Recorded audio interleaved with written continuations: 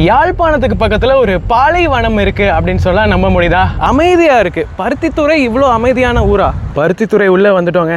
பாக்ஸில் போட்டிங்கன்னா நான் வீட்டை பருத்துற ஸ்டாம்போட வரும். நான் வீட்டுக்கு போகிறதுக்கு முன்னாடி நம்ம வீட்டுக்கு போயிடும் அப்படின்னு நினைக்கிறேன். ஒருத்தர் எத்தனை தடவை அடிப்பீங்கிற மாதிரி இருக்குது. அப்படியே ஒரு மணல் ரோடுக்குள்ளே உள்ளே போயிட்டுருக்கிறோம். ஆனால் இந்த பக்கமாக தான் போகணுன்னு எனக்கு சரியாக தெரியாது. ஏதோ கூகுள் மேப் சொல்லுதே அப்படின்னு சொல்லிட்டு போயிட்டுருக்கிறேன். கரெக்டாக இந்த இடத்துல இருக்கணும். இலங்கையினுடைய நடு மண்டையில் நிற்கிறோம். இந்தியாவுக்கு 57 கிலோமீட்டர் தாங்க. இலங்கையில் விலைவாசியெல்லாம் ரொம்ப அதிகமாகிடுச்சு. நம்ம அப்படியே கடலில் இறங்கி 57 கிலோமீட்டர் தானே இந்தியா போய் சேர்ந்துடலாமா? மெத்தடிஸ்ட் பெண்கள் உயர்தர பாடசாலை அப்படின்னு சொல்லிட்டு இந்த அழகான கடல் ஓரத்துலேயே இருக்குது. இந்த இடத்துல பாருங்கள் கருவாடு காய போட்டிருக்கிறாங்க. வணக்கம் நண்பர்களை, மீண்டும் இன்னொரு காணொலியில் சந்திக்கிறதுல மிக்க மிக்க மகிழ்ச்சி. இப்போ நம்ம எங்கே இருக்கிறோம் அப்படின்னு பார்த்தீங்கன்னா இலங்கை நாட்டினுடைய வடமுனையில் இருக்கிறோங்க. Northern most point of Sri Lanka அப்படின்னு சொல்லுவாங்க. அப்படியே கடலோரமாக இருக்கிற ஒரு ஊர். கண்டுபிடிங்க பார்க்கலாம் எந்த ஊராக இருக்கும் அப்படின்னு சொல்லிட்டு. நீங்கள் இலங்கையில் இருக்கிறீங்கன்னா கண்டிப்பாக நான் இந்த சொன்ன உடனே கண்டுபிடிச்சிருக்கலாம். ஏன்னா இலங்கையினுடைய வடமுனை பருத்தித்துறை. ஆமாங்க, பருத்தித்துறை அப்படிங்கிற ஊருக்கு பக்கத்தில் தான் இப்போ நம்ம இருக்கிறோம். ஆனால் கரெக்டான அந்த வடமுனை பருத்தித்துறை கிடையாது. அங்கேருந்து கொஞ்சம் உள்ளே தான் இருக்குது. சக்கோட்டை அப்படின்னு சொல்கிறாங்க. நான் இப்போ இந்த கிராமத்துக்கு வந்திருக்கிறேன். சக்கோட்டை பக்கத்துலேயே தான் இருக்கிறேன்.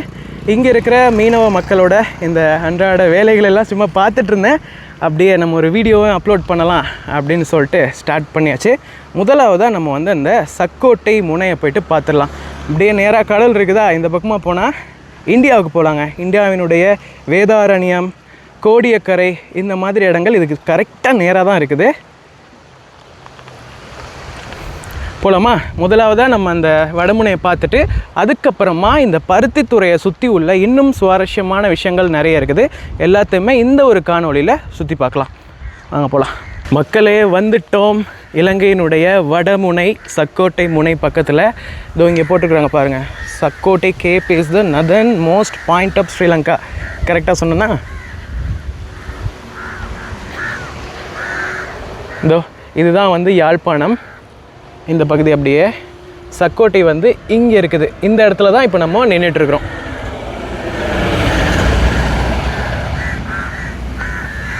இதோ இங்கே கூட போட்டிருக்காங்க நவ் வேர் யூ ஆர். கரெக்டாக இந்த இடத்துல இருக்கிறோம். இலங்கையினுடைய நடு மண்டையில் நிற்கிறோம். இப்போ வாங்க அங்கே போய் பார்க்கலாம். அங்கே அந்த தொங்கல் தான் கடைசி முனை. மீனவர்களோட மீன்பிடி படகுகள்லாம் இந்த இடத்துல தரித்து வச்சுருக்கிறாங்க. இப்போ வந்து மீன்பிடி தொழில் ரொம்ப கஷ்டமாங்க. லாஸ்ட்டாக இந்த ஒரு 2-3 மாதமாக மீனே கிடைக்கல அப்படின்னு கூட நிறைய பேர் சொல்லிகிட்ருக்குறாங்க. மீனவர்கள் ரொம்ப கஷ்டமாக இருக்கும்ல. ஏன்னா அவங்களுடைய வாழ்வாதாரமே அதுதான்.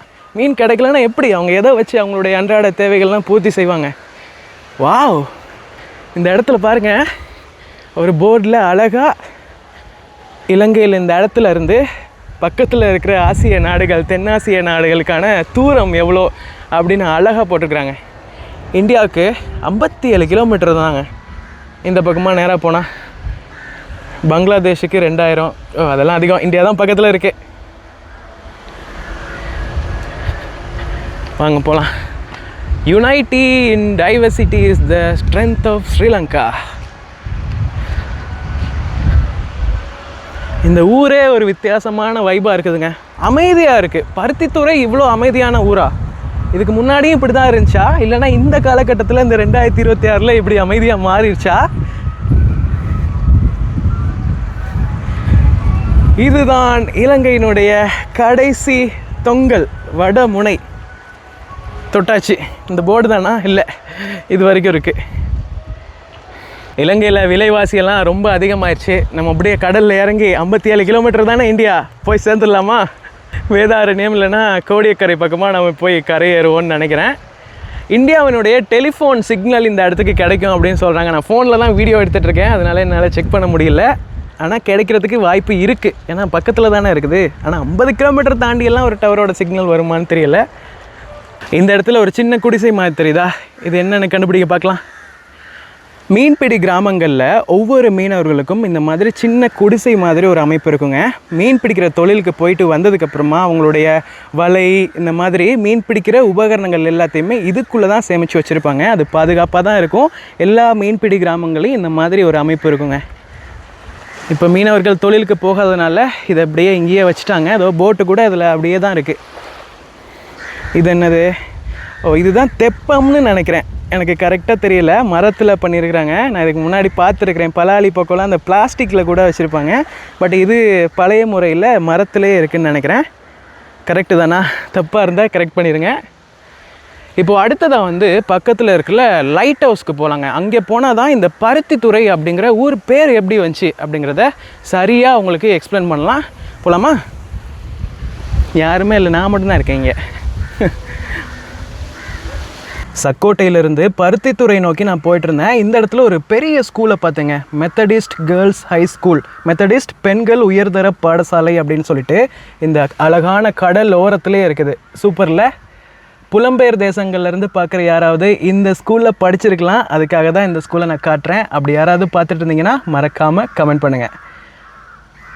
பருத்தித்துறை உள்ளே வந்துட்டோங்க. ஒரு பழைய போர்டு இருக்குது, பாயிண்ட் பெட்ரோ பருத்தித்துறை அப்படின்ட்டு. அப்படி இந்த பக்கமாக பார்த்தீங்கன்னா ஒரு பழைய கட்டிடம் இருக்குது. ஏதோ ஒரு கோட்டையினுடைய அமைப்பில் இருக்குதா. பவளப்பாறை, அந்த கோரல்ஸால் அமைக்கப்பட்டது. இங்கே முருங்கை கட்பாறைகள் அப்படின்னு சொல்லுவாங்க. பழைய சுங்க கட்டிடம் அப்படின்னு போட்டிருக்குதுங்க. ஏன் சுங்க கட்டிடம்? அதாவது கஸ்டம்ஸ் பில்டிங் அப்படின்னு சொல்கிறாங்க. இந்த பருத்தித்துறையில் ஒரு பழைய துறைமுகம் இருந்துச்சு அப்படின்னு சொல்கிறாங்க இல்லையா.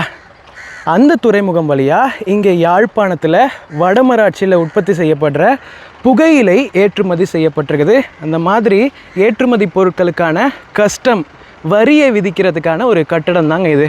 இப்போது சிதைவடைந்த நிலையில் இப்படி கிடக்குது. இந்த படகுத்துறையில் மீனவர்களுடைய படகுகள்லாம் தரித்து வச்சுருக்கிறாங்க, தெரியுதா? தொழிலுக்கு கடலுக்கு போகிறதுக்காக ஆயத்தமாகிட்டு இருக்கிறாங்க அப்படின்னு நினைக்கிறேன். இந்த படகுகள்லாம் பல மாதங்கள் கடலுக்குள்ளே தங்கி இருந்து மீன் பிடிக்கக்கூடிய படகுகள் பாருங்கள். எல்லாமே அதில் இருக்குங்க. சமைக்கிறதுக்கு தேவையான எரிவாயு கேஸ்லேருந்து அவ்வளவுமே அதில் வச்சுருப்பாங்க, தெரியுதா? விறகு கூட அதில் இருக்குதுன்னு நினைக்கிறேன்.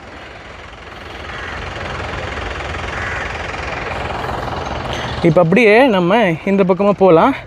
அந்த சைடில் தான் லைட் ஹவுஸ் இருக்குது அப்படிங்கிற மாதிரி மேப்பில் போட்டிருக்கு. போயிட்டு பார்க்கலாம் வாங்க. அங்கேருந்து கடலோரமாக இன்னும் கொஞ்சம் தூரமாக உள்ளே வந்துட்டோம்னா இங்கே தான் அந்த லைட் ஹவுஸ் இருக்குது. ஆனால் அது உள்ளே போய் பார்க்க முடியல. அது ஒரு இராணுவ முகாம்குள்ளே தாங்க இருக்குது. ஒரு ஆர்மி கேம்ப் உள்ளே இருக்குது. 1916ஆம் ஆண்டு அந்த லைட் ஹவுஸை கட்டியிருக்கிறாங்க பிரிட்டிஷ் ஆட்சி செய்யும்போது. இங்கே இன்னொரு முக்கியமான விஷயம் இருக்குது. இங்கே முன்னாடி ஒரு போஸ்ட் பாக்ஸ் இருக்குதான். இலங்கையினுடைய வடமுனையில் இருக்கிற போஸ்ட் பாக்ஸு. வாங்க அதையும் பார்க்கலாம்.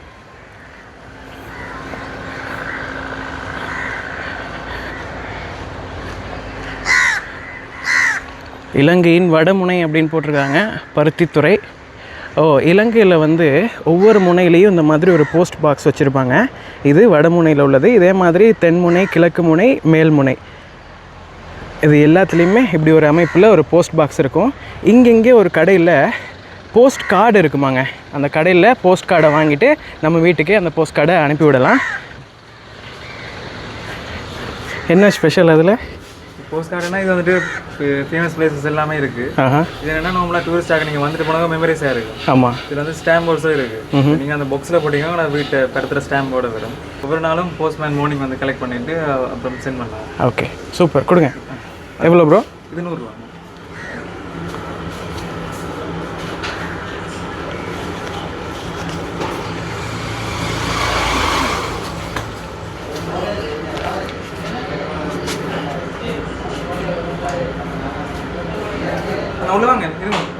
பரவாயில்ல.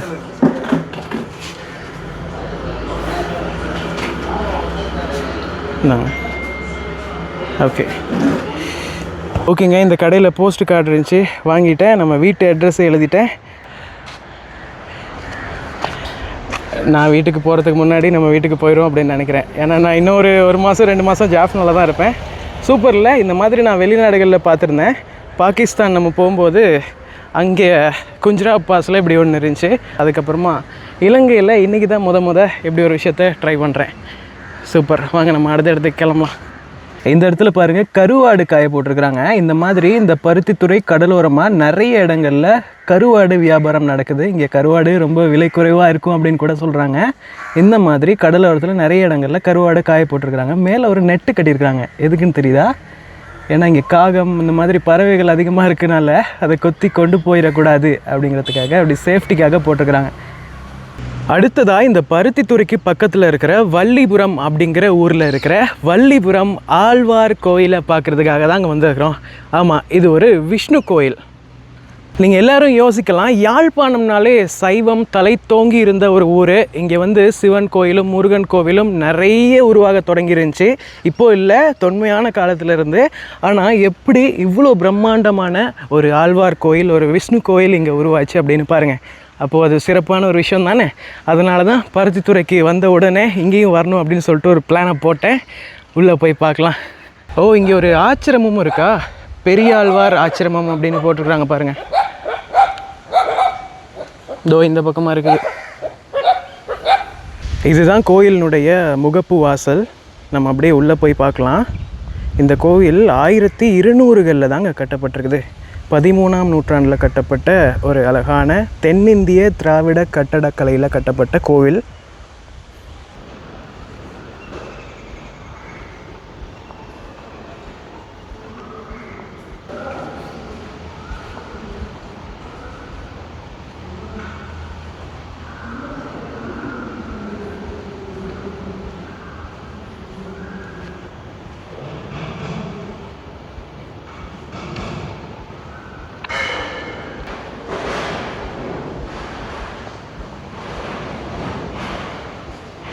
யாழ்ப்பாணத்துக்கு பக்கத்தில் ஒரு பாலைவனம் இருக்குது அப்படின்னு சொல்ல நம்ப முடியுதா? ஆமாங்க, நம்ம இருக்கிற இந்த வள்ளிபுரம் அப்படிங்கிற ஊருக்கு பக்கத்தில் மணற்காடுன்னு ஒரு ஊர் இருக்குதான். அங்கே மிகப்பெரிய மணல் புயல் வர அளவுக்கு மணல் திட்டுக்கள்லாம் அங்கே இருந்துச்சாங்க. அங்கே இருந்த ஒரு பழைய ஒல்லாந்தர் கால சர்ச்சையுமே கூட மணல் புயல் மூடி அழிச்சிருச்சு அப்படின்னு கூட சொல்கிறாங்க. வாங்க, அதை தேடி தான் போயிட்டுருக்கிறேன். அப்படியே ஒரு சின்ன காட்டு வழிப்பாதை மூலமாக உள்ளே போயிட்டுருக்கிறேன். ஆனால் எனக்கு சரியாக தெரியல இந்த பக்கம் தான் இருக்கா என்னன்னு சொல்லிட்டு. ஆனால் கார் போகிற அளவுக்கு ரோடு இருக்குது, அதனால உள்ளே போயிட்டுருக்கிறேன். இங்கே மக்கள் வசிக்கிறாங்க அப்படின்னு தான் நம்புகிறேன். மணற்காடு பீச்சுமே கூட இருக்குதாங்க. ஏன்னா நம்ம கடலோரத்தை நோக்கி தான் இப்போ பயணம் பண்ணிகிட்ருக்கிறோம்.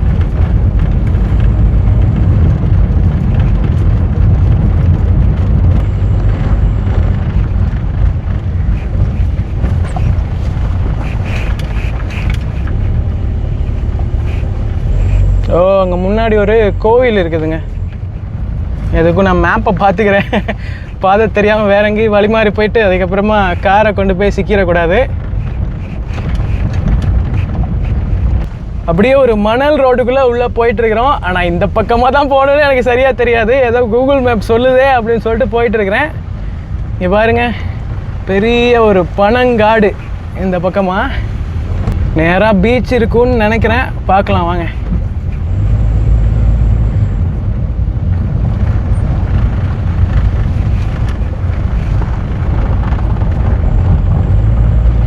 பாலைவனம் அப்படிங்கிற சொல் தான் என்னை இங்கே கூட்டிகிட்டு வந்துச்சு அப்படின்னு நினைக்கிறேன். இங்கே பாருங்கள் எப்படி இருக்குன்னு.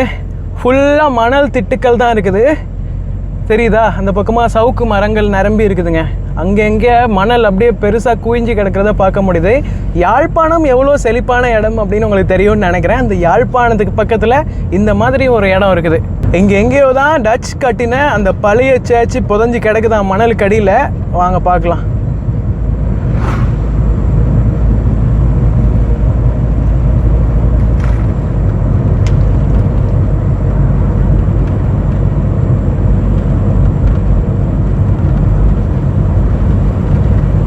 ஒரு வழியாக இந்த பழைய ஒல்லாந்தர் கால தேவாலயத்தை கண்டுபிடிச்சிட்டேன். இங்கே பாருங்கள், மணலுக்குள்ளே புதஞ்சி தாங்க இருக்குது. ஒரு பெரிய மணற்குண்டில் தான் இந்த சேர்ச்சே இருக்குது. மணல் அரிச்சு அப்படியே ஒரு பெரிய புயல்னால அதை மூடிடுச்சு அப்படின்னு நினைக்கிறேன். கீழே பேஸ்மெண்ட்லாம் எங்கே இருக்குன்னே தெரியல. இந்த இடத்துல அழகாக வரலாறை போட்டிருக்கிறாங்க. மணற்காடு ஒல்லாந்தர் தேவாலயம். மணலில் புதையுண்ட நிலையில் தற்போது காணப்படும் இத்தேவாலயம் ஒல்லாந்தர் கால புனித அந்தோணியார் ஆலயம் என அடையாளம் காணப்பட்டுள்ளது. ஒல்லாந்தர் தான் இந்த இடத்துல சர்ச் கட்டியிருக்காங்க. அதுக்கு முன்னாடி இந்த இடம் போர்த்துகீஸ் கிட்ட தானே இருந்தது. போர்த்துகீஸ் தான் முதலாவதாக வந்து இலங்கையை காலனித்துவப்படுத்தி இந்த இடங்களெல்லாம் நிர்வகிச்சுட்டு இருந்தாங்க. அவங்க இது ஒரு மிஷனரியாக பயன்படுத்தியிருக்காங்க இந்த இடத்துல, இந்த சர்ச் கட்டுறதுக்கு முன்னாடி. அதுக்கப்புறமா ஒல்லாந்தர் 1658ன்னு நினைக்கிறேன் அந்த காலப்பகுதியில் இலங்கையுடைய கரையோர பகுதியை கைப்பற்றினாங்க. அதுக்கப்புறமா இங்கே ஒரு சர்ச்சை கட்டியிருக்காங்க. அந்த சர்ச் தாங்க இது. இங்கே பாருங்கள், இது எவ்வளோ அழகான ஒரு பில்டிங்காக இருக்கும்னு நினைக்கிறீங்க. இப்போ இப்படி இருக்குது சிதைவடைஞ்ச நிலையில். ஆனால் டச்சோட பில்டிங் அமைக்கிறது அந்த கட்டிடக்கலையெல்லாம் எப்படி இருக்குன்னு உங்களுக்கு தெரியும்னு நினைக்கிறேன். சூப்பராக இருந்திருக்கும். இங்கே பாருங்கள், சர்ச் அப்படிங்கிறப்போ உள்ளுக்குள்ளே எவ்வளோ அழகாக பண்ணி வச்சுருந்துருப்பாங்க. இதில் எல்லாம் பெயிண்டிங்லாம் இருந்திருக்கணும் கண்டிப்பாக. ஆமாங்க, இது 2nd ஃப்ளோர் தான். ஏன்னா அந்த இடத்துல ஒரு ஃப்ளோர் டிவைட் ஆகிற மாதிரி ஒரு அமைப்பு இருக்குது. இது 2வது மாடி. இங்கே தான் புனித அந்தோனியாருடைய சிலை இருந்திருக்கும் அப்படின்னு நம்புகிறேன். இந்த சர்ச்சுக்கு இந்த பக்கமாக உள்ளூர் மக்களோட மயானம் இருக்குது, தெரியுதா? இங்கே வேலி போட்டிருக்காங்களா? இந்த வேலிக்கு அந்த பக்கமாக மயானம் இப்போயுமே கூட அது பயன்பாட்டு நிலையில் தான் இருக்குது. 2004ஆம் ஆண்டு இலங்கையில் பெரிய ஒரு சுனாமி வந்துச்சு இல்லையா? அந்த சுனாமியில் கூட இந்த சர்ச் வந்து நிறைய பாதிப்புக்குள்ளாக இருக்குது. ஒருத்தனை எத்தனை தடவை அடிப்பீங்கிற மாதிரி இருக்குது. டச் ஸ்ரீலங்காவை விட்டுட்டு போனதுக்கப்புறமா இது பிரிட்டிஷ் கண்டுக்கலை அப்படின்னு நினைக்கிறேன். அதனால் அப்படியே கைவிட்டுட்டாங்க. காலத்தினுடைய போக்கில் இங்கே நடந்த இந்த மணல் அரிப்பு காரணமாக இப்படியே வந்து மூடி இன்னும் கொஞ்ச நாள் ஃபுல்லாக மூடி இப்படி ஒன்று இருந்துச்சா அடையாளமே தெரியாமல் போயிடும் அப்படின்னு நான் நினைக்கிறேன். 2011ஆம் ஆண்டு ஸ்ரீலங்கன் கவர்மெண்ட் வந்து இது ஒரு தொல்பொருள் சின்னம் அப்படின்னு சொல்லிட்டு இதை பாதுகாக்கணும் அப்படின்னு சொல்லிட்டு கெசட் ஸ்ரீலங்காவினுடைய அரசு இதழ்லையே வெளியிட்டிருக்கிறாங்க. அதனால தான் இந்த போர்டெலாம் வச்சுருக்காங்க. ஆனால் கீழே இதை தோண்டி பார்த்துருக்கலாம்ல, தோண்டி கீழே வேறு ஏதாவது இருக்கா அப்படின்னு சொல்லிட்டு தெரிஞ்சுக்கலாம். ஓகேங்க, ஒல்லாந்தர் தேவாலயத்தை பார்த்தாச்சு. ரொம்ப அடி வாங்கியிருக்குது. இன்னும் கொஞ்ச நாளில் அது அப்படியே காணாமலே போயிடும் அப்படின்னு தான் நினைக்கிறேன். இங்கே பக்கத்தில் தான் பீச் இருக்குதான், அங்கே மீன்பிடியெல்லாம் பண்ணிகிட்டு இருப்பாங்க அப்படின்னு கூட சொல்கிறாங்க. சரி, இவ்வளோ தூரம் வந்துட்டோம், அதையும் பார்த்துட்டே போயிடலாம். இங்கே முன்னாடி தான் இருக்குதுன்னு நினைக்கிறேன். இந்த இடத்த பாருங்கள் எப்படி இருக்குன்னு. இந்த பக்கமாக தான் பீச் இருக்குது. ஒரு வழியாக உள்ளே வந்துட்டேன். வாங்க அப்படியே பீச்சை பார்த்துட்டு வரலாம். இதுதான் மணற்காடு பீச். இங்கே மீனவர்களோட படகுகள்லாம் இருக்குது. வலையெல்லாம் ரெடி பண்ணிகிட்ருக்குறாங்க கடலுக்கு போகிறதுக்குன்னு நினைக்கிறேன். இதோ பாருங்கள், ஓ அழகான ஒரு பீச்சு.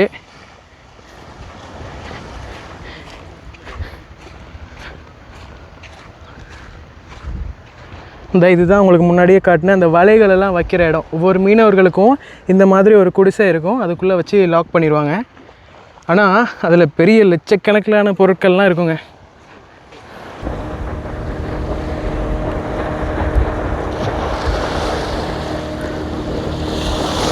இங்கே ஒரு போட் வந்துட்டுருக்கு பாருங்கள். கடலுக்கு போய் மீன் பிடிச்சிட்டு இப்போ கரையை நோக்கி வந்துட்டுருக்குறாங்க. ஹாய்.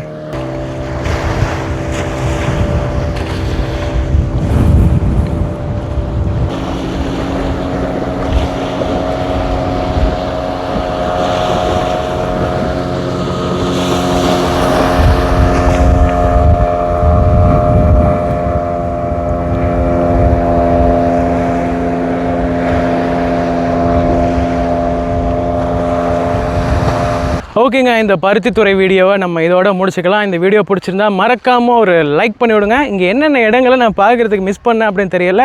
ஏதாவது முக்கியமான இடங்கள் மிஸ் ஆகிருச்சுன்னா கமெண்ட் பண்ணுங்கள். நான் அடுத்த வீடியோவில் பருத்தித்துறை வரும்போது கண்டிப்பாக உங்களுக்கு காட்டுறேன். பாய்.